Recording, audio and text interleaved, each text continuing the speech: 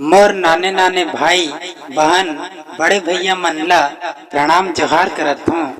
लेकिन ओदे मन ला देखत हूँ अब्बड़ मुस्कुरावत थे, ऐसे लागत थे तुहर मन के शादी हो गए है।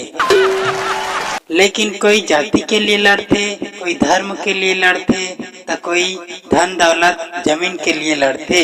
फिर दुनिया में एकमात्र ऐसे जाति है जो निस्वार्थ भाव से लड़ते, जेकर नाम है डौकी। मैं एक दिन बाबा ने पूछ परे हूँ, बाबा डौकी जाति मन ला संस्कृत भाषा में और का कथेगा? बाबा किस बेटा डौकी मन ला संस्कृत भाषा में का दुनिया के कोई भी भाषा में कुछ भी कह नहीं जा सके। तो ये सब होवत रहते संगवारी हो, तो मैं पूछ पा रहा हूँ। अगर अच्छा लगे सही था चैनल ला लाइक शेयर और सब्सक्राइब करो। धन्यवाद।